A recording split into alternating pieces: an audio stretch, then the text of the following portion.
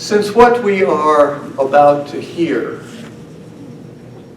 is an Odyssey, which is pretty much a life review, a telling of a life's tale, I pondered on what it was that I might say as an introduction. So the first thing that I can say about our speaker is that he is not wanted by Interpol, Yes. nor the FBI. Yes. You think,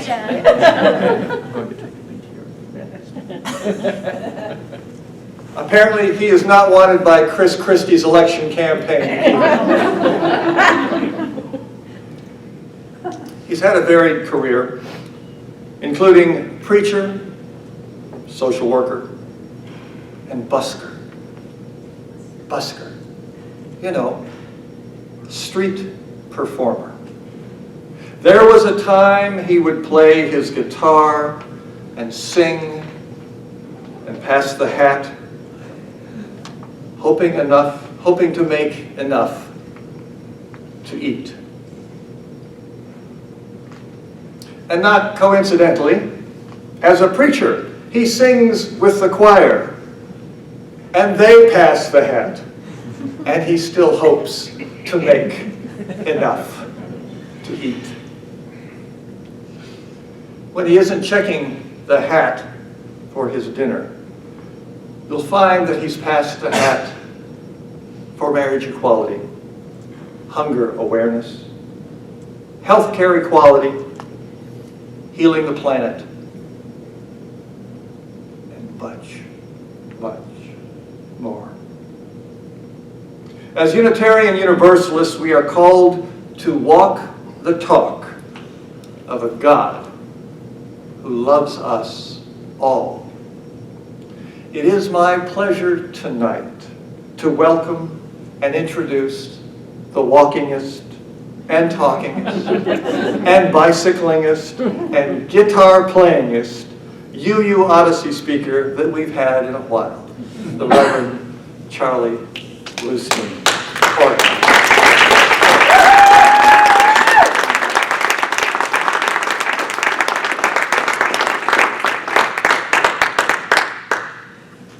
Before I begin, I just want to say thank you.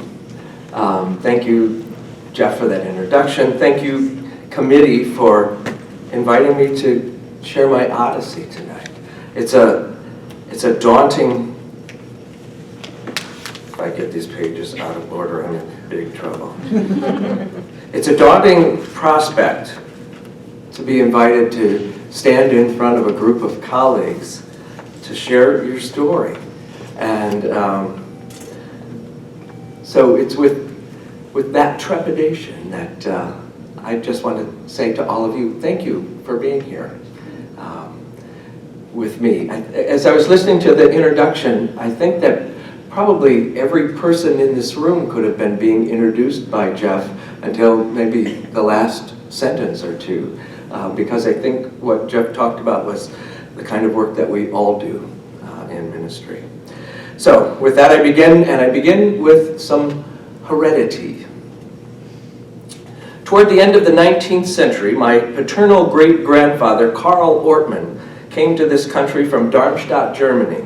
He left home with his two brothers in order to avoid the draft of Kaiser Wilhelm. I was given this information by Karl's son, my grandfather, Charles Antoine Ortman, when 3 generations later, I became a conscientious objector in order to avoid the draft myself.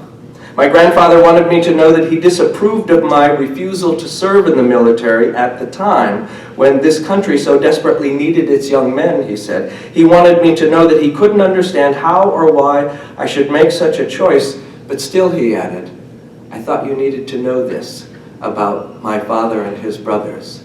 I thought that it was important for you to know how the Ortman family came to be in this country in the first place. But I get ahead of myself.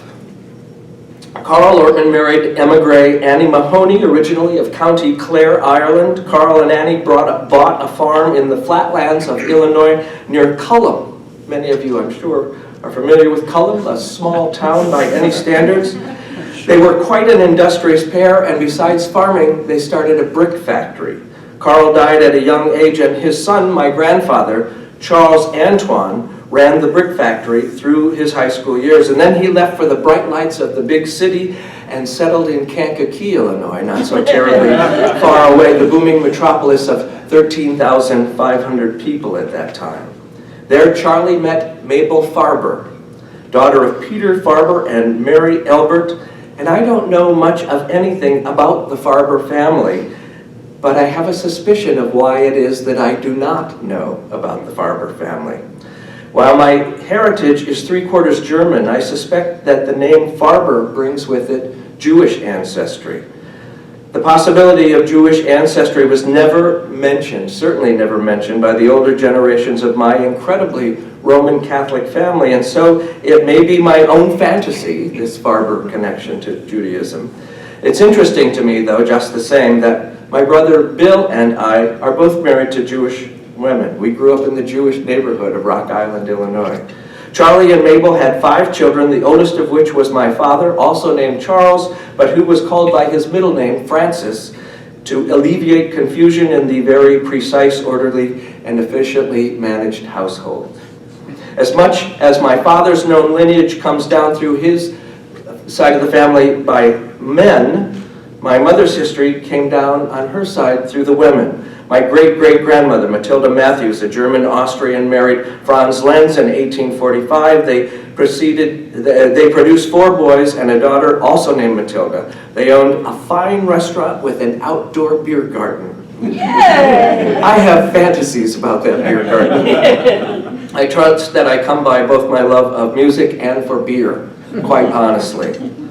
The spunky younger Matilda married a Theodore Sell, and they had 3 children, and then came to the United States probably in the late 1870s, where they made their home in Chicago, just a few blocks from the south shore of Lake Michigan, and where they had 9 more children.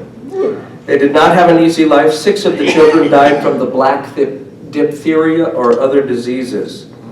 Her daughter Lena married August Homan, and they had 3 children and owned a bakery on the south side of Chicago. Their youngest daughter, a girl named Ida Rose, was my grandmother. Ida Rose. When I was a child, I thought that the song Lida Rose from the Music Man had been written for my grandmother. And the reason that I thought that was because my grandfather, who was a wonderful tenor, sang it all the time. And of course, the way that he sang it was, Ida Rose, oh won't you be mine? George Gerke, her husband, was an impish, wiry little German with a most wonderful tenor voice who always sang it that way. I don't know much about the Gerke history except that George's father was Henry and that his mother, the former Mary Carr, was the second of my 2 Irish ancestors. All the rest of them were Germans. My mother, Doris Marie, was the 3rd born of 7 children to Ida and George. There were 6 girls and 1 boy. A characteristic trait that I attribute to the Ortman family is the Northern German ability to take life seriously. Ortmans are analytical. They look for cause and effect, engineers in search of systems and means of making things work or of making them work better. While the Gerkes brought with them some of those same German characteristics, they were also Bavarians, and so they were a people who knew how to take life joyously. I have wonderful memories of family get-togethers where the Gerke sisters, the brother was a pain in the ass, but the Gerke sisters always had a good time when they got together, and it was a great party. Maybe the festive spirit of that Austrian beer garden has survived within the family for all of these generations. I remember once in grade school we were asked to list our personality traits. Judy, you've heard this story. The teacher gave us several examples, and we were instructed to select one of the characteristics that best described us. If one trait was not enough, that was fine. Go ahead and choose 2. So right off, I could see the 2 traits that identified me. The teacher then went on to explain that if we use more than 1 trait, though, we shouldn't select ones that were contrary to each other. She used my 2 traits, serious and happy-go-lucky, as an example of contradictory, and you shouldn't do that. Perhaps she just didn't understand what it was to be a Gerke Ortman. Doris Gerke's life, which began with considerable affluence, took some difficult turns along with the fall of the stock market in 1929. Her father, George, had supervised the entire pipe fitting operation for the construction of the Standard Oil of Indiana refinery plant. He lost everything in the crash, including the family home in Whiting, Indiana. You hear stories like this about other people's families. My grandparents' maid had saved up her money under her bed and bought my grandparents' house when they lost it. My grandparents and their family moved to a cottage that had been the family's summer lodge on the banks of the Kankakee River in Aroma Park, Illinois, 10 miles downstream of Kankakee. Doris was allowed to stay on with neighbors in Whiting, Indiana for the few months that it took her to finish high school. She had been a very promising student in high school and was accepted into college, but now she couldn't go. Even when a favorite teacher found a full scholarship for her, her parents' pride would not allow her to accept such charity. Fran Ortman had no need of college. He wanted to take on the world, and business was the way he knew the world could be taken. So Fran followed in his father Charlie's footsteps and became an insurance man. Always a salesman, he followed Charlie through the ranks of management of a small Midwestern life insurance company. Fran and Doris met on a blind date. It was also a double date, but they weren't the original couple that had been paired together. By the end of the evening, though, they had reconstituted whose date was whose so that they could be together. From that point on, they were a couple, and they were married a little more than a year later in October of 1940. The Gerkes did not like Fran. The Ortmans weren't particularly fond of Doris. For a time, it was as though neither of them were good enough for the other's parents. After a while, that all calmed down, and all I remember of it later in life was that our visits with the Gerke family were always much shorter than our visits with the Ortmans. So I was born 10 years into the marriage on September 3rd, 1950, at St. Mary's Hospital in Kankakee. My later love for rhythm and music might have been the result of the waves of the Kankakee River actually lapping up against the foundation stones of the hospital. I was the fifth born child, third and final son. I was preceded by Dick, Mary Kay, Marge, and Bill. And then I was followed by 5 sisters, Susie, Sally, Ann, Kathy, and Linda. That's a lot of kids. You might think that there was a shortage of names the way that they were parsed out in my family. Charles Francis Ortman sired 3 sons, Richard Francis, William Charles, and I was born Charles Francis Jr. Doris Marie Ortman mothered 7 daughters, 3 that included the name Mary or Marie, 1 named Marjorie Ann, and another named Anne Margaret. We were the 10 who survived pregnancy. 5 more had not. My sister Susie was the last of us to be born in Kankakee, and then we pulled up stakes and moved to Rock Island, Illinois. And when I think of back home, Rock Island is where my heart takes me. So years ago, I wrote the song that you're about to hear. And if you happen to catch on to the chorus before we get very far into it, please sing right along.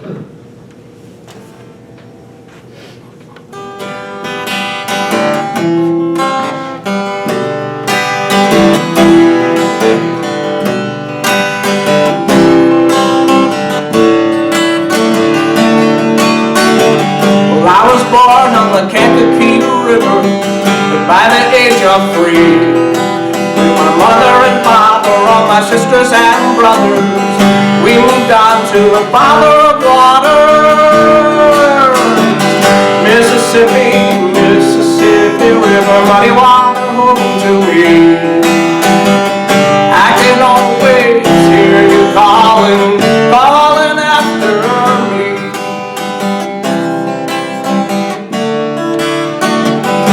My childhood where the rock runs in there, way up above the Illinois. Barefooted summers with fishing and swimming, no better place to be a boy. Big scheming and big dream, rafting down the Gulf of Mexico. And tall stories all full of glories, never die, they grow.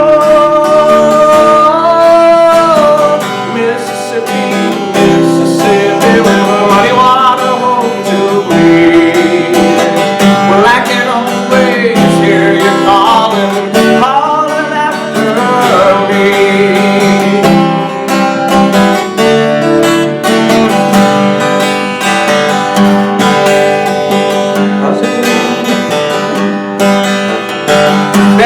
deserts and high up on the mountains. I've even crossed over the sea.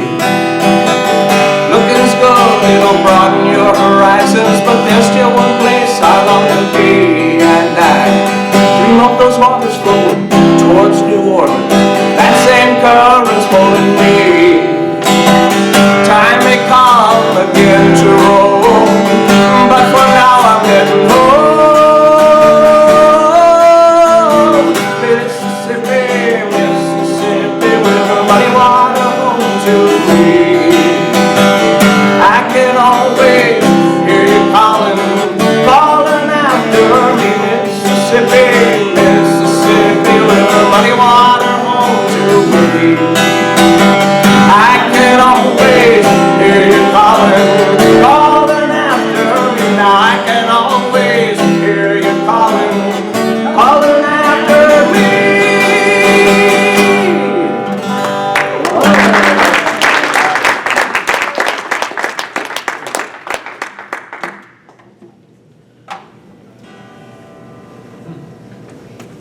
It's thirsty in here. Have you noticed that it's thirsty in here?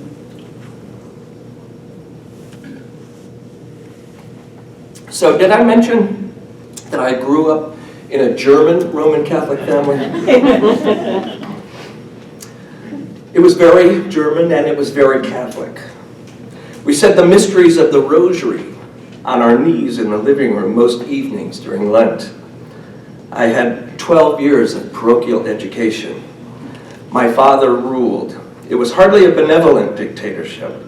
Rules were abundant. Crossing the lines was not responded to lightly. While others in the family would occasionally wander beyond accepted frontiers, I was a frequent drifter.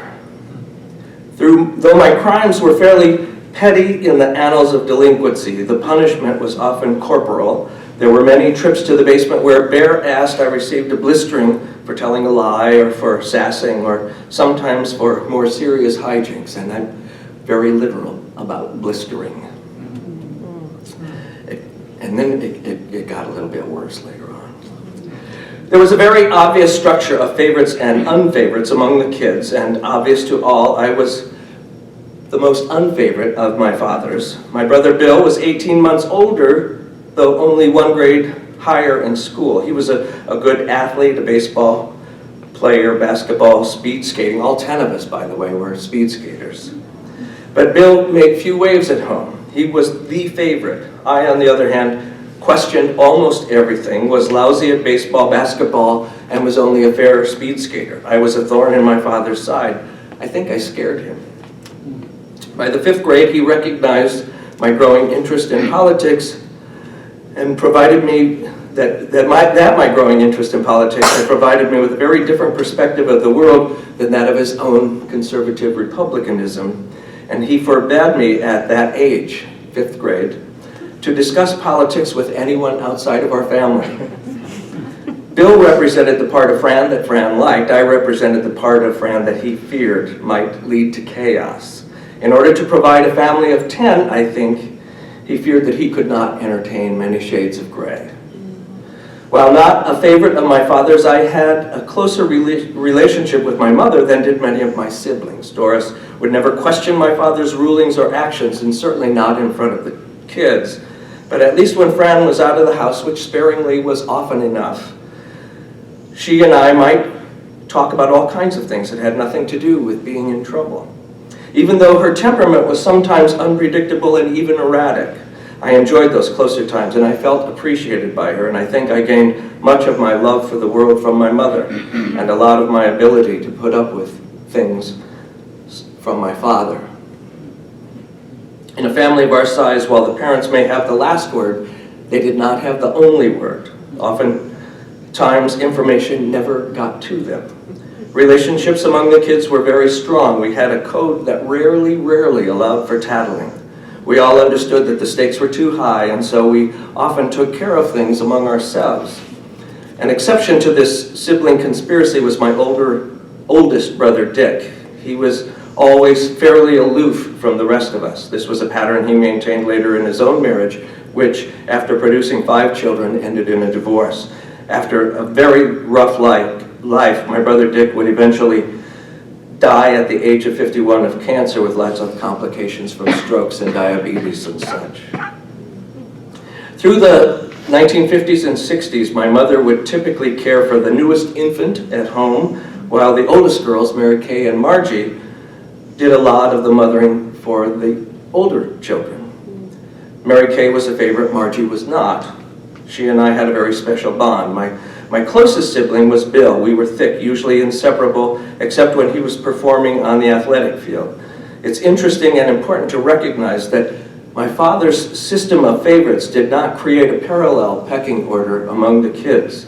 It was as though we all recognized the injustice of it, and so we were more caring with each other in response. In later years, factions did develop, especially among my sisters, but they didn't seem to be born out of my father's divisions. The idea that we were poor never occurred to us. We didn't look poor, we didn't act poor, we didn't feel poor. It seemed perfectly natural at the time for me to begin working when I was in the 2nd grade.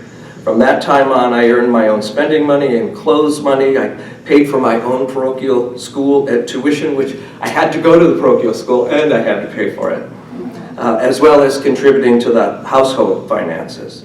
It wasn't about being poor, it was about being responsible. It was quite a shock when my father died in 1987 and we went through his papers. It was quite a shock to discover that in his life he had never earned more than $10,000. I was a pretty religious kid from early on and was one of the first in my 4th grade class to memorize enough Latin to become an altar boy at St. Pius X Catholic grade school. The feast day of St. Pius, by the way, happens to be on my birthday, September 3rd. A fact that always made me feel rather special. Part of the regimen at St. Pius was going to Mass every Tuesday and Friday at 11:15. Being the shortest boy in my class, I spent most of my time at Mass praying that I would grow taller. For years, I prayed that I would grow taller. I began to think that being short was the cross that I'd been given to bear through my life. Because my prayers always went unanswered through the 8th grade, I never quite managed to hit the 5-foot-tall mark. And so all the way through grade school, I had to be the first boy in line for every processional that ever occurred. Okay, so I'm going to take a sip of water. If people need to stand up or whatever, please do that too. Just don't leave. And we're just getting to the good part. Okay, so far I've laid out the background with which my life began. It's difficult to know just what events to include about one's childhood and youth in an Odyssey. And if you haven't done this, it's very difficult to choose what goes in and what goes out, eh, Bruce? Do I tell about how in kindergarten I had the first crush on a girl, a state which I found myself in for the next several decades? Do I tell about the day that I was sure that the world was going to end because the air raid sirens went off at an unprescribed time? Do I report how wonderful it was to sit out on the porch swing overlooking the Kankakee River with my grandfather, both of us singing our hearts out? Do I mention how I was often a challenge for my teachers and how coincidentally I was even more of a challenge the more authoritarian the teacher's style? Do I mention Sunday evening family car rides, listening to Boston Blackie and the Green Hornet on the car radio, rides through and around Rock Island that invariably led down to the levee on the river, where we would squeal with delight as Fran would drive the front wheels of his Oldsmobile right into the muddy waters of the Mississippi? Should I tell you that Doris was a dreadful cook, whose brick-like hamburgers were dangerous when used as an offensive projectile, which rarely, though sometimes, happened outside of our parents' view, or that her liver was more suitable for resoling shoes than it was for consumption? Should I talk about how I struggled socially at school much more often than not, feeling like an outsider who's without close friendships, or about our neighborhood, which was full of kids who were somehow more accepting than in school, always ready to play or to go off on an adventure in the vast wooded ravine that our neighborhood surrounded? It was Our block was actually 9 blocks, and the center of it was this phenomenal wooded ravine. Should I confess that in grade school I was one of 4 students in a class of 50 who was identified as a non-singer and banned from participating in the choir all the way through the 8th grade. And then I'd have to mention Sister Madeline, the high school music nun, who took me in because choir was not something that boys at Alleman High School did in Rock Island. She worked with me individually day after day on her own lunch hour until I could hear and finally carry a tune. Do I explain that I became a high school wrestler because no one else in my family had ever wrestled and I wouldn't have to worry about comparisons? That despite my continuous relationships with girlfriends as a teen, I never really found a comfortable social niche until midway through my senior year. I discovered a new group of my closest friends to be members of the National Honor Society and my class officers. That came as a big surprise to me because I'd spent a whole lot of years thinking that my friends were supposed to be jocks. There are so many directions I could turn in sharing this Odyssey. I guess I'd do well to choose a limited number of key events that later proved to have been milestones that have led to now. I connected with several of my teachers through school, but as I mentioned, a number of those connections were pretty negative. My job, after all, was to take a pretty dry situation and liven it up. Some things never change, do they, Ned? My role as an entertainer was well established pretty early in life. The first teacher willing to see beyond the challenge that I presented in order to recognize my potential was my 6th grade teacher, Betty Nelson. I learned from Betty that I was more than a challenge, that I had a mind that could be engaged and that my energy could have a positive impact on the people around me. Betty loved history, and I began to love history. Betty loved the theater and invited me to participate in an amateur community theater that she was a part of. My childhood was set in an atmosphere of repression, both at home and at school. We're rich with expectations of compliance to rules that were set to promote the orderly conduct of large numbers of kids. A lot of my acting out was an effort to establish my identity as an individual. Making people laugh or making them see something from a different perspective became almost as natural to me as breathing. Betty Nelson's willingness to connect with this emerging child was an incredible and possibly life-saving occurrence for me. A lot of class clowns weren't nearly so lucky. After losing track of Betty for several years, I found her again, 15 years ago. We've resumed a wonderful friendship and relationship, and I see her nearly every summer when I go back home to Rock Island. There was a priest in our parish as well who took special interest in me. George Woolner was a kind and loving man who showed me that male authority figures did not have to be ogres. He was just a good man, and he made sure that I knew that he liked me. It was somewhere in my junior high years that the shell of my rather fragile religious framework was fractured.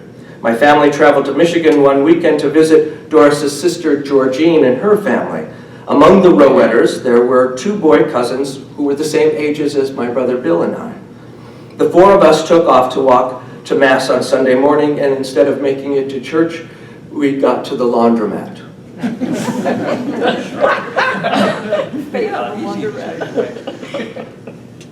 Storefront churches in Michigan. At first I thought all hell would break loose or that we'd at least be dispatched by a thunderbolt, but nothing happened. I couldn't believe it. That was the beginning of my not believing the orthodoxy that had been handed down to me. Not even our parents guessed what had happened, and I was sure we'd walk in and they'd say, "You didn't go to church." First I began to question the authority of the church. It had lost its hold on me. After all, I could skip Mass and go to the laundromat on Sunday morning and nothing would happen. And then I began having theological questions. Little by little I began to believe that there really couldn't be any substantial differences between Jesus and me and Jesus and anyone else. Maybe he was a special human being, but not more than that. I was a teenage Arian heretic, but I didn't even know what that was then. By high school, I'd gotten to the point where I couldn't believe many of the teachings of the Catholic Church. I went through the motions when I had to, and I ducked out whenever I could get away with it, and this charade continued until my junior year when something had to give. I made an appointment to see Father Tom Kimball, a priest in my high school that I liked and that I respected. We got together one morning for at least a couple of hours. Father Tom listened patiently as I spelled it all out. It wasn't working for me, and I guess that secretly I hoped that he could fix that. Instead, he gave me one of the greatest gifts he possibly could have. Maybe you need to consider the possibility, Charlie, he said. Maybe you need to consider the possibility that you're just not a Catholic. That was it. The door was open. Father Tom had just given me permission to figure out who I was, and I didn't have to pretend or try to fit into anyone else's mold. I was free, and I took that freedom to heart. It became increasingly difficult for me to envision an anthropomorphized God who knew and directed all things. Increasingly, my religious sensibilities and expressions came to be more humanistic. Because my emerging spirituality looked absolutely nothing like what I had been taught was godly or religious in my background, I assumed that I was an atheist, and that seemed to fit just fine. By the time I graduated from high school in 1968, our country was well ensconced in the Vietnam War. The same fall I started junior college, my brother Bill was drafted into the Army and left home for basic training. I was politically active in the protest movement as well as other local issues. I felt so sorry for Bill and was so afraid for him the year that he was gone. It wasn't until my freshman year of college that I discovered that I could really be a good student. I certainly hadn't been one in high school, which is why I was in junior college. I found that I enjoyed learning, and surprising to me, I enjoyed the attention that I got for being a good student, for being a top student. I liked many of my instructors and professors, and they liked me. There was a special camaraderie that existed between some of the faculty members and the students of the late 1960s. In the summer following my freshman year, my parents and I reached an impasse. That wasn't unusual, but by now, I'd had enough. And from my perspective now, I suspected that my parents probably had had enough of me as well. A lot of our relationship had been based in anger.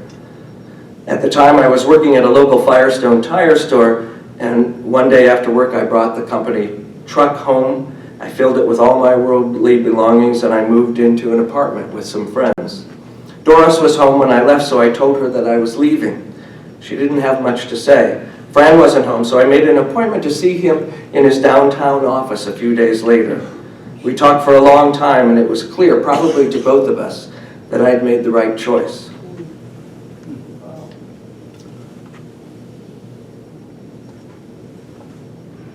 The apartment where I lived was across the river in Davenport.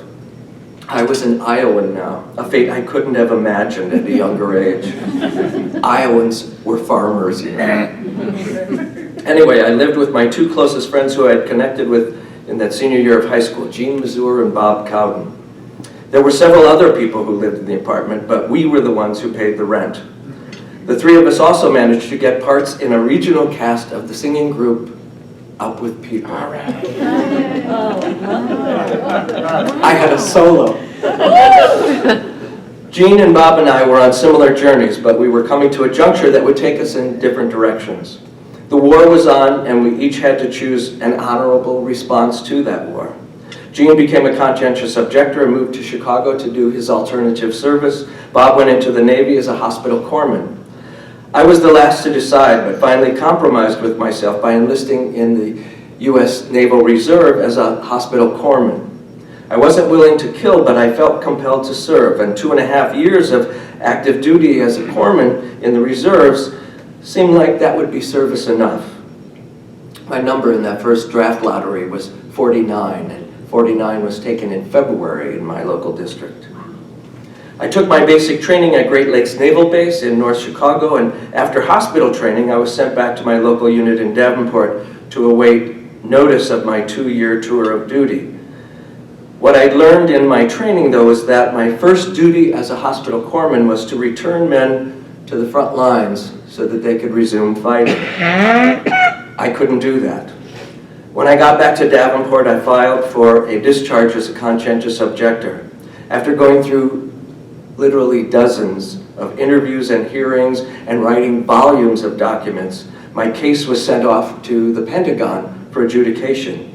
2 weeks before I was scheduled to start my 2 years of active duty, and less than only 1 month after the Supreme Court had ruled that pacifism need not be dependent on formal religious background, I received my CO discharge. I'd made it. I've always suspected that the Pentagon probably passed a number of us through just to show good faith in following the Supreme Court's decision. You could say that there was a mixed response within my family. Bill was very proud of me, Bill the veteran. Dick was absent. My sisters didn't really get it. My father was terribly disappointed, but in what was becoming an increasing pattern, he was speechless. And Doris said that she would rather see me dead in a uniform than to do what I was doing. And that was a comment that I had to work on for quite some time in therapy years later. Because I hadn't served enough active duty time, I was still subject to alternative service. Real quick story. So I go into the draft board. I'm told I have to report to the draft board. I go into the draft board, and the woman comes to the counter and asks me what I want, and I tell her that I've just been released from the United States Navy as a conscientious objector, and that I'd been told to report there. So she goes back, and the way that this office is set up is this huge room, and there are all these satellite desks that old ladies are sitting at. And in the center of the room was a desk where there was a man. And the woman who had waited on me went to the desk with the man, and she's talking to him, and little by little all the satellites gather around the main desk, and the guy finally stands up, red-faced, veins showing, and says, "The United States Navy might have found you to be a conscientious objector, but you can bet that this draft board will not." They did. So I took off for Chicago to find a job in order to fulfill my alternative duty requirement. And, oh wait, before that. Oh, and that's what it says right here. I took off for Chicago to find a job, but only after taking a 3-month hitchhiking tour of the States, mostly down south. And on that trip, I stayed for a couple of weeks with a bunch of musicians that I met up with who lived together downstate Illinois in a house, and I swore after spending time with them and having so much fun with music that when I finally settled, I would get a guitar and I would learn to play. That group also introduced me to some of the more interesting drugs that were a hallmark of that particular era. And in that way, the universe began to open up to me. I landed in Chicago, and I reconnected with my friend Jean Mazur. I would live in the city for the next 5 years. They were some of the best and some of the worst years of my entire life. In the first 2, I completed my alternative service working for the Jewish Children's Bureau with emotionally disturbed adolescent boys in a residential treatment center. That's what we would always, that whole thing is the job. It was a fantastic and demanding job. The supervisory structure was excellent, including a weekly staff consultation with the finest child psychiatrist in Chicago, Dr. Sidney Eisen. I learned so much in those 2 years. The staff worked together in teams where I learned a lot about group process and with a great deal of individual and group responsibility. Even though I was the youngest member of my team, my nickname was Mr. Structure because of the rather Germanic emphasis I had on creating clear and concise boundaries and frameworks for the kids and the staff to operate within. Not only did we work well together, but we played well together. We had great parties, the greatest parties. And by the way, soon after I had landed, I did buy a guitar and I started learning to play, and I began writing songs at that time. Also not long after arriving in Chicago, I met a woman, Sherry Finneran. Actually, I re-met her. She was the daughter of my mother's closest childhood friend back in Indiana. Our families had visited back and forth across the state of Illinois when I was a kid, but I hadn't seen Sherry in years, probably a decade. We fell in love quickly and passionately, and within a year, we were married. Within 2 more years, we were divorced. It was a torrid, passionate affair, one I think that we were both lucky to emerge from alive, and I don't exaggerate. While I did survive it, my world was shattered. I was a structuralist, and the way I had conceived and structured my world and my universe did not include divorce. Off and on for my last few years in Chicago, I was a student or sometimes a social worker. Occasionally I was engaged for special jobs with the Jewish Children's Bureau. For 2 years I worked for Uptown Center Jane Addams' Hull House. I still have many friends from those years. I even began to perform music, first as an amateur and then professionally in Chicago. Mostly though, I was broken. I spent a couple of years in therapy, but that was never enough.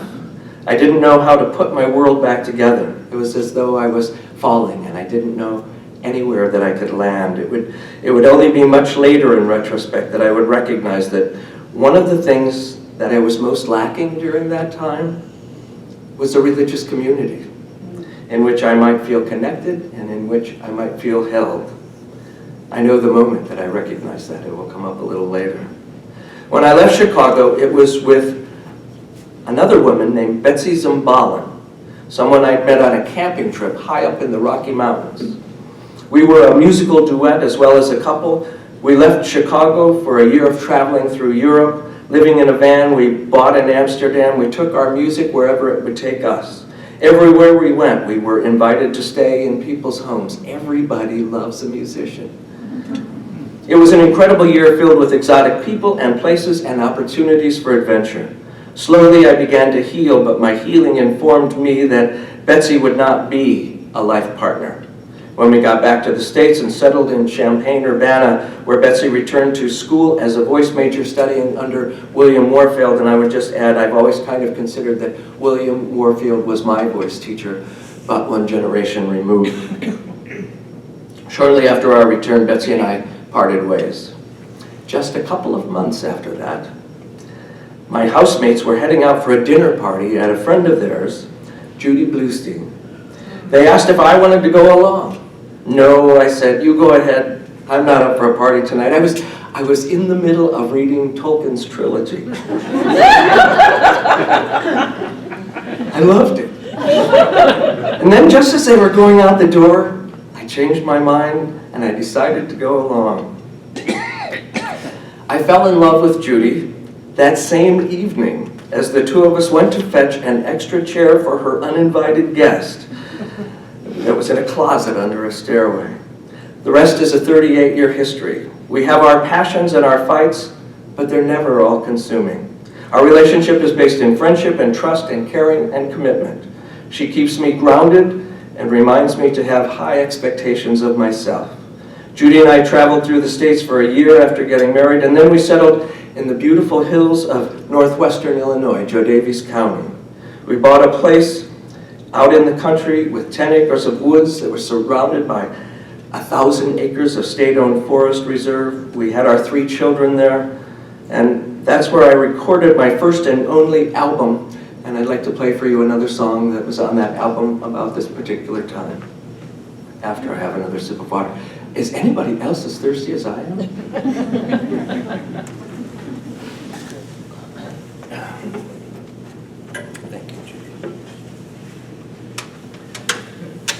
So when I used to perform this song out in the world, I would tell people that it was a song that I wrote when Judy was pregnant with our first child. And that even though it's named Will's Song, 2 years later we had another child and it could have been written for that child, the same song could have been. And then 2 years later we had yet another child and the same song could have been written for that child, and then we discovered after 3 that it really was the water. And then we didn't have any more children after that.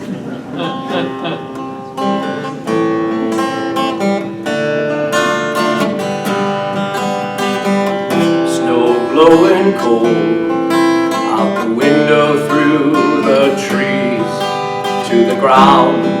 gone from brown to white in the pale winter's light.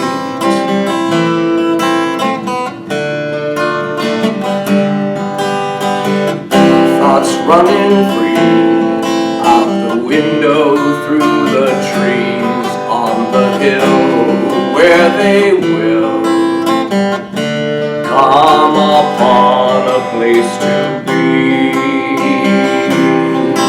And the child is gonna come when the warm wind blows this year, when the robin sings a happy song.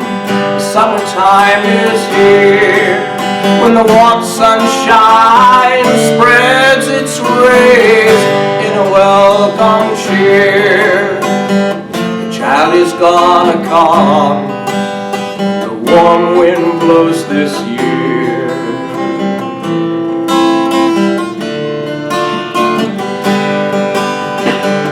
Snow blowing cold out the window, but I feel warm here with you.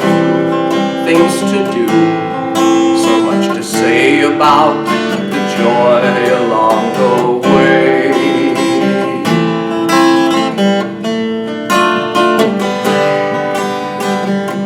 Love running free through you and me. We look ahead now in time where things are fine. Our thoughts and dreams have found a place to be. And the child is gonna come when the warm wind blows this year, when the robin sings a happy song. Summertime is here, when the warm sunshine spreads its rays in a welcome cheer. The child is gonna come when the warm wind blows this year. And I'll love you through the winter while the north wind blows its chill. I'll love you through the spring, and when the new life makes us sing.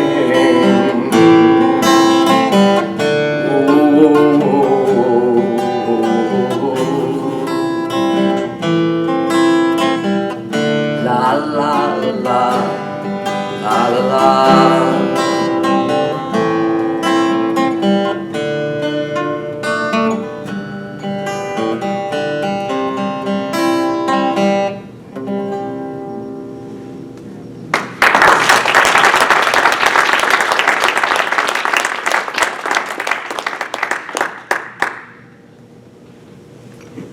Thank you.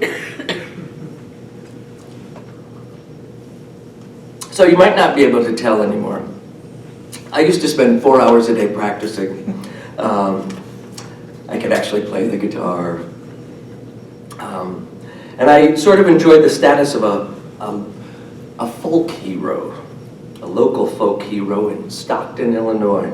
Restaurants and clubs were eager to have me perform, and I had a decent following. We also started a business selling and servicing farm tires, which never really amounted to a whole lot. My tenure as an elected township official, road commissioner, was a short-lived one. Turns out I really didn't know much about roads, and so I resigned. Judy and I were invited to a wedding at the Unitarian Church in Stockton, Illinois in 1980, and my mouth dropped open midway through the ceremony. It was a church that had religious beliefs like mine. A church. I realized in an incident how much I needed to be a part of a religious community, and in nearly the same instant, I realized that I had just found my religious community. 2 weeks later, Judy and I sat with Reverend Harold Patterson, whose memorial service I would conduct 19 years later in 1999. But then I talked with Harold about the recent and tragic death of my very close friend Jean Mazur, who died in an automobile accident while driving up to visit us from his home then in Arkansas. We talked about our first baby who would soon be born. Will was our first child. His name was the result of a variation on an old time-honored family method of using well-used names. And at the time, Judy and I started a new naming tradition. We both took the name Bluestein for our middle name, Ortman for our last. The children would also carry both family names. Laura was born 2 years after Will, Shayna 2 years after that. Is it time for me to do something, Carol? Sorry. Take your pills. Yeah. I think I forgot them. I didn't think any other single event, I don't think any other single event has changed my life so profoundly as parenthood. I've been around babies literally all of my life. I could always take care of babies, but nothing prepared me for how it would feel to be a father.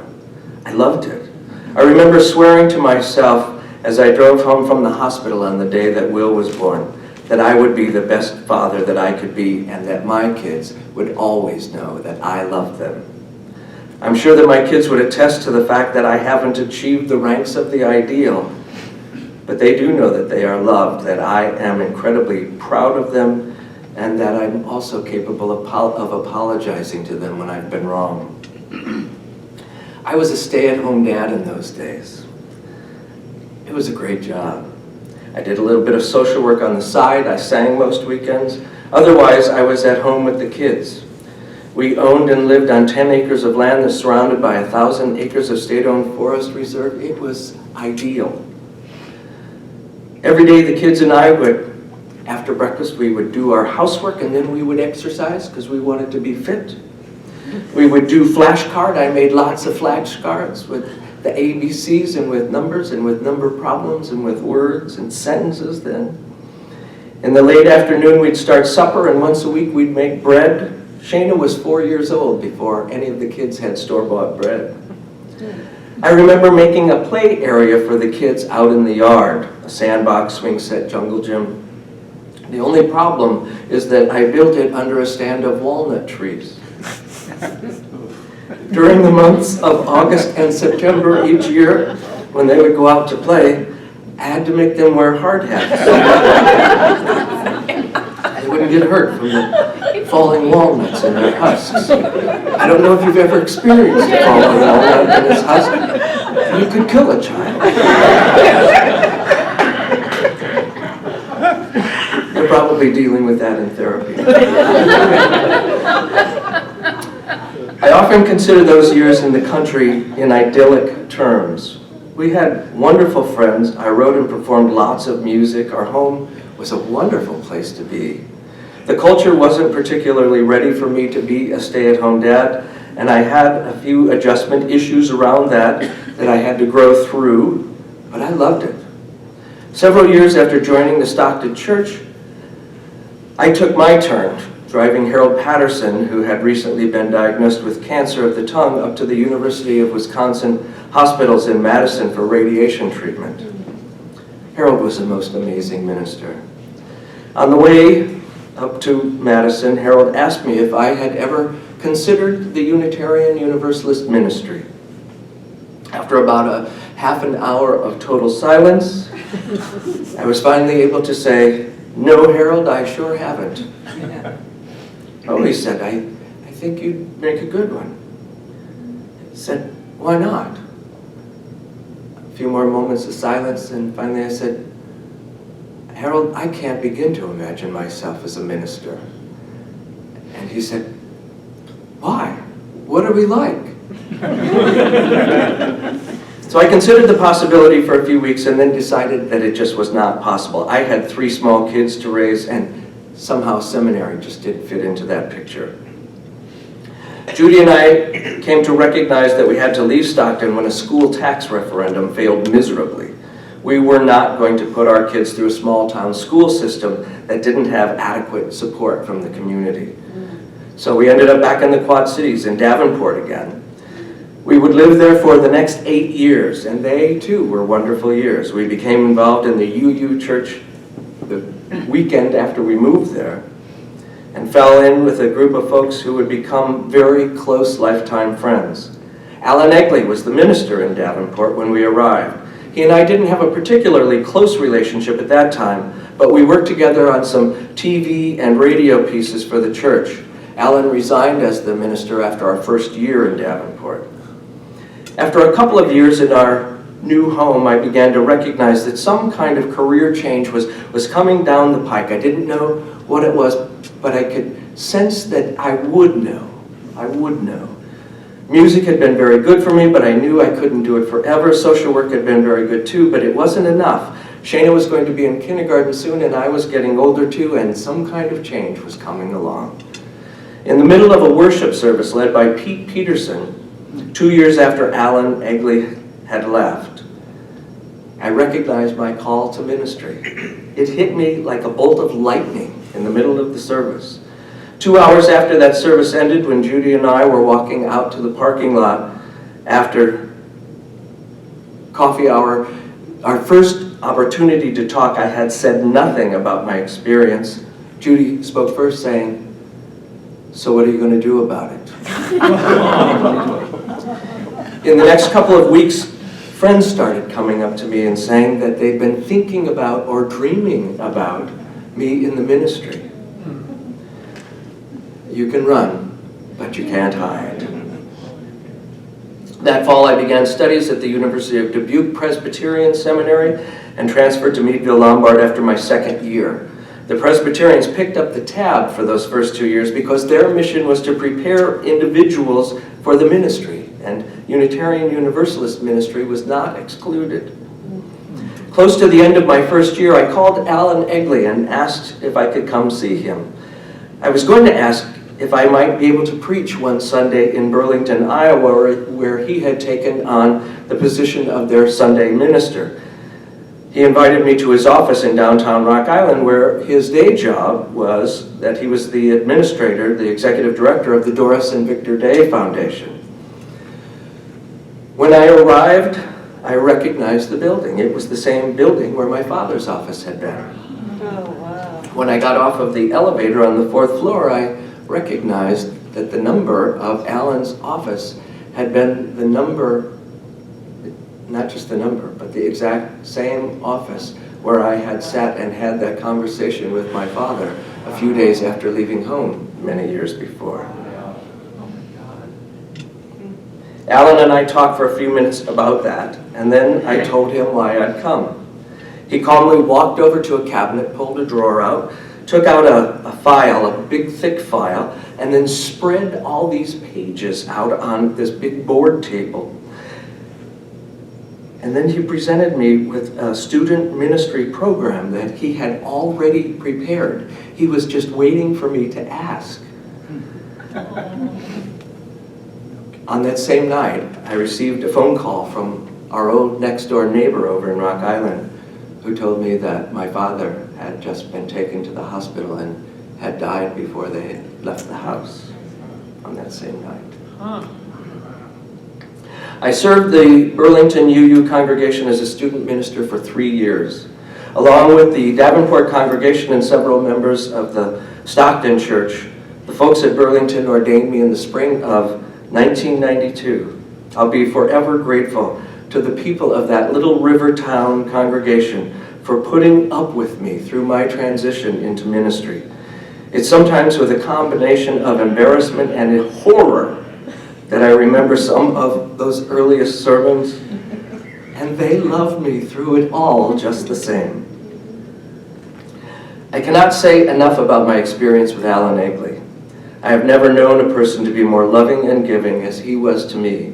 He was an outstanding teacher who always knew, it seemed, what the situation called for and always knew how to approach me about it. Alan generously provided me with his Burlington congregation so that I could learn how to be a minister.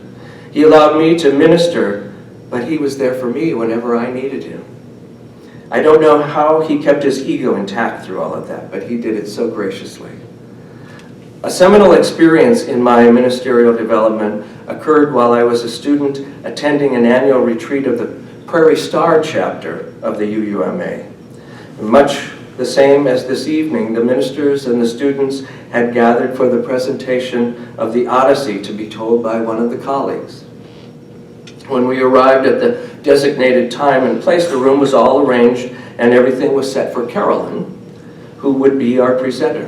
And when she arrived, Carolyn explained that she would not be able to give her Odyssey that night. She said that she felt disconnected from the group and that it wouldn't be right. And that with the group's permission, she would like to spend the next hour and a half to 2 hours talking about that disconnection and about the possibility of reconnecting. I was not the only person in the room who gasped. I'd been looking forward to hearing her story. Carolyn was for me a model minister. She was amazing, one who seemed so well connected, who had an incredibly insightful perspective, and who I found to be so artfully articulate, always the right thing to say. My experience of that event provided me with a profound understanding of the fragmentation that is ever inherent in the human experience. If Carolyn did not feel connected, I had to doubt if anyone ever really did. Within that understanding, I came to realize that my call to ministry was and is a call to promote connection on a deep and meaningful level between and among people, a call to assure others of the unqualified significance of their being. This has been a central part of my underlying philosophy and motivation for nearly everything I have done in my ministry ever since, for nearly everything I have done in my life. After ordination and graduation, I was called to First Parish Church, Fitchburg, Massachusetts, where I would serve for 3 years. Leaving Davenport was a very tough move for our family. The kids hated it. They were unhappy for many valid reasons. Judy was not thrilled either. Our first night in our new house, the truck had not arrived, right? We don't have any furniture. It's pouring down rain and thunder and lightning, and we're camping out in the room. And all the kids are with us, and everybody's just wailing, "How could you move us here?" And the sun came up the next morning. The Fitchburg Church had been a tired little congregation for a long time, and it was hoping to wake itself up. We were able to revive quite a bit of energy and achieved some substantial growth, but even by the beginning of the 3rd year, I could see that the potential for growth would never be as large as the appetite. Bob Carnan served as my mentor for those 3 years. It was a very different kind of relationship than the one that I'd had with Alan. I learned a lot from Bob, who was also quite generous. I think that Alan taught me how to be a minister, and Bob taught me that I could be a minister anywhere and in any size congregation. The Fitchburg congregation was a good group of people. They were willing to spend down their endowment in order to keep me, but I couldn't live with that. Massachusetts is a wonderful place to visit, but it wasn't a good place for us to live, and a 3-year visit was long enough. The search process that followed was a remarkable one. I was blessed with several possibilities, and we landed in Montclair. Craig's husband was on my search committee and called me. As I now draw within a few short weeks of ending my 20-year tenure with the Unitarian Universalist congregation at Montclair, I find myself too much in a whirl of experience and emotion to provide any kind of adequate summary of my time here. In so many ways, these past 20 years have really been a life within a life. It has been a very good life, and one that I never could have imagined, and yet one in which I have been so blessed to live. About our children. In anger, my mother used to say, "I hope your kids are just like you." That didn't happen. Our kids grew up here. They were each honor students in high school and again in college. They've each found meaningful and fulfilling work and loving partners to share their lives with. And now they're our grandchildren. Shayna's baby was born in February. Rowan is a beautiful little boy. My daughter Laura's baby, whose name is Max, was born this past Sunday evening at 7:09. They are wonderful. It's a little early to say, but maybe grandparenthood will be as profoundly a changing experience as parenthood was for me. All I can say for now, though, is that I really like it a lot. About my marriage. I'm not sure that I emphasized enough earlier in this narrative how it has been my relationship with Judy Bluestein Ortman that has provided the greatest redemption in my life. She helped me to find the strength to heal where I had been so badly damaged. She helped me to find a vision of what a purposeful future might look like. And since then, she has been my steadfast partner in living into that vision. Don't get me wrong. It's not that she doesn't piss me off and regularly, or that I don't do the same for her. It's that at the end of the day, we know that we will be there, standing with and for one another, preparing to take whatever next step awaits. About my ministry. The last 20 years have allowed me to grow into someone that I don't mind being. The largest single event during this time was, of course, September 11th, 2001. I had a very similar experience of call during that event as the one that I experienced back in Davenport. It was like a thunderbolt. In it, I recognized who I was and what I was here to do. I was here to be the best self I was capable of being so that others might find their best selves too, and so that then together we might all be able to find our way just to get through that experience. There have been so many other issues that have called us to be and do our best over these years. Our work for anti-racism and anti-oppression and marriage equality and gun control and environmental sustainability have been central among them. These issues have taught me how to be spiritual and religious in ways that have connected me deeply with my community and with the world. Any telling of my Odyssey would be incomplete without at least briefly mentioning bicycling.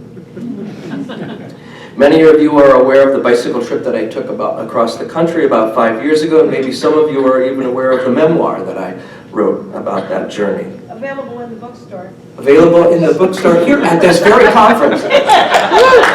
Holy moly. Who saw that coming? I didn't, but Andrea doesn't miss an opportunity. But much more than that, bicycling has become a primary vehicle for me for spiritual discipline. Lucky for me that it's such an enjoyable discipline. The experience and the metaphors drawn from my time spent on my bike, especially out in the country, in the mountains and along the riversides, regularly feeds my soul and my spirit in ways that nothing else can. Riding along on my bicycle and the very physical experience of wholeness that comes with it gives me hope in the possibilities of wholeness for our wildly spinning world. My theology has grown in both depth and breadth during my ministry here. Over the years, I have found time and again how insignificant are the things that I don't believe. And I have found time and again that what I do believe calls me to attention and intention, as well as into right relationship with the world and with everything in the world. I have found that the experience of my life demands of me my awe, that it encourages my gratitude, that it promotes my calling to service to that which is larger, service to that which is beautiful. It has been my strong belief in the possibilities of goodness that has provided me with the energy and the motivation for trying always to be about building the kind of community that I want to live in, that I want to be a part of, that I want my children and my grandchildren to enjoy. And that I hope might approach something that could be called the beloved community. A word about the congregation. I came to Montclair back in 1995 because it was obvious to me from the congregation's packet and from my earliest conversations with search committee members that this congregation was very serious about two things which I also found and still find to be at the core of my own sense of ministry within a congregation.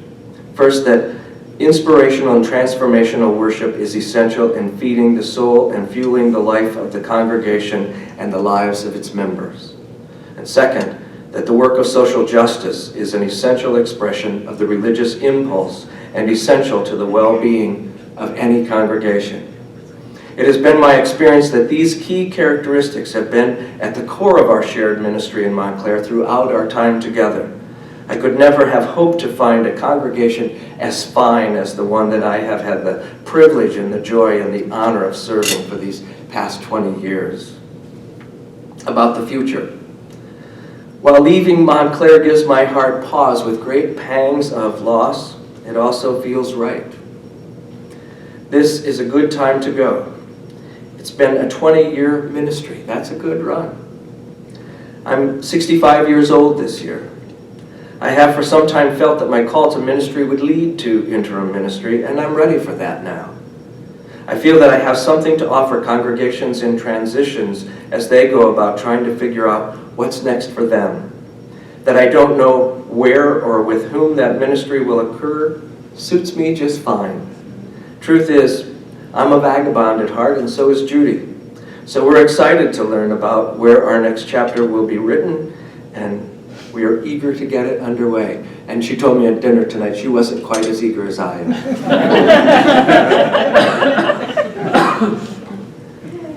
Ministry holds many challenges for me. Among the most awesome of those challenges is the ongoing question, can what I do really matter?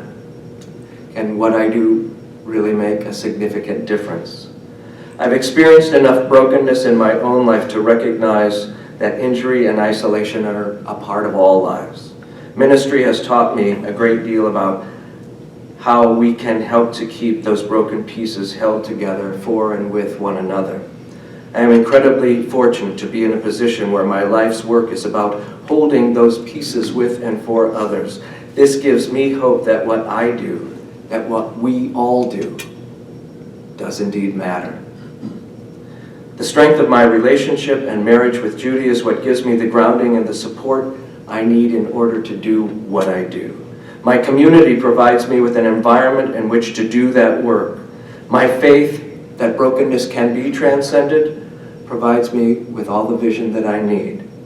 I am so grateful that I have been called to a life of meaning through ministry.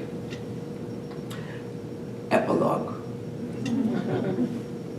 Once upon a time I said, church, you've got to be kidding. I'm never going to go to a church. And then some years later, I said, ministry, you've got to be kidding. I'm not going to be a minister. And then some years later, Massachusetts, you've got to be kidding. I'm not going to live anywhere near Boston or UUA headquarters. And then New York metropolitan area, you've got to be kidding me. I don't want to live anywhere near a city that big. One of the things I've learned in my life is that it's very dangerous to say never. I don't know just where I'm headed now or how long I'll be wherever I might land.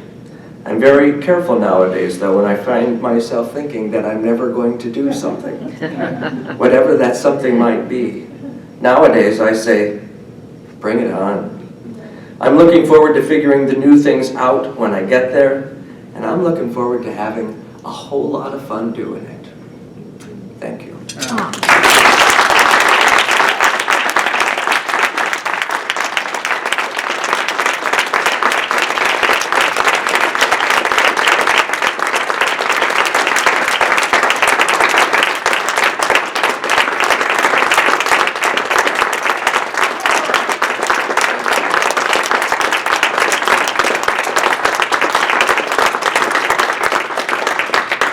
So I trust that I've answered all your questions. Ned.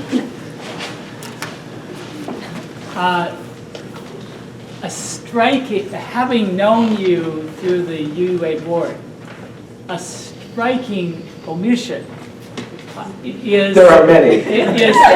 is your service, your denominational service, and I'm actually I think it's a healthy thing. But I'm curious how do you regard that service to the wider movement in the context of the ministry that's giving you meaning in your life? So before I answer that, I want to say another striking omission from my perspective, but I didn't know how to make this fit into the body of this, is I've worked with Judy Tomlinson for the last 15 years. That's been a magnificent support for me. You know, there are so many things that are not a part of this text. Okay, so I am an institutionalist. I am a structuralist. And for me, our congregations can only be as strong as the institution. You know, individual congregations can have strength that can last for a while, but it cannot last without the larger organization. And so for me, it's been important to serve in this community, our chapter. It's been important to serve on the district level. It's been important to serve on the other levels because that's what we've got to do. You know, and we're not talking about grunt work. We're talking about being where creativity needs to occur for the larger organization to continue to have vision and to continue to have purpose and meaning.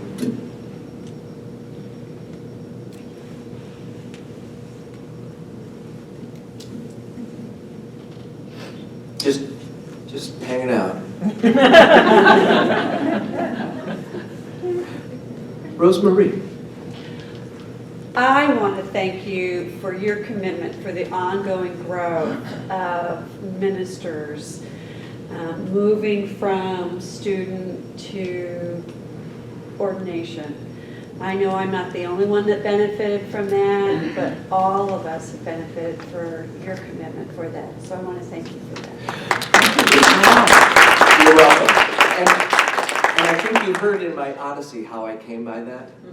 I had the most generous, giving mentor, and you know, how could I not respond in kind to what Alan did for me? Thank you.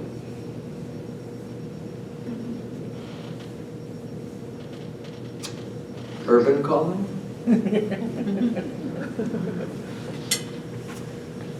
Well done, sir. Thank you. Well done. Oh, and there are lots of pictures here for you to look at, and I've named all the characters in the story, so. In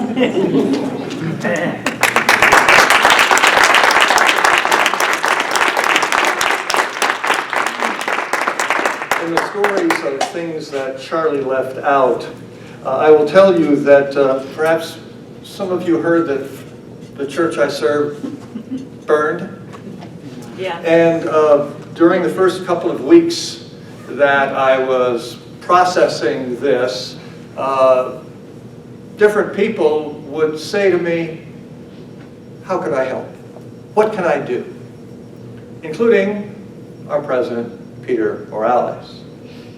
And to every one of them, I said, 18-year-old single malt scotch. That's what you can do for me. And everyone said, oh, we can't do that.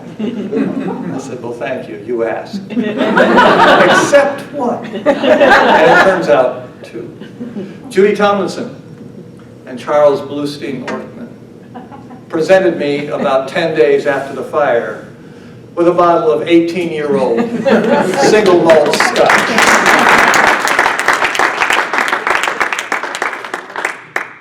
It was delightful. I told him I would share it with no one. And it's gone.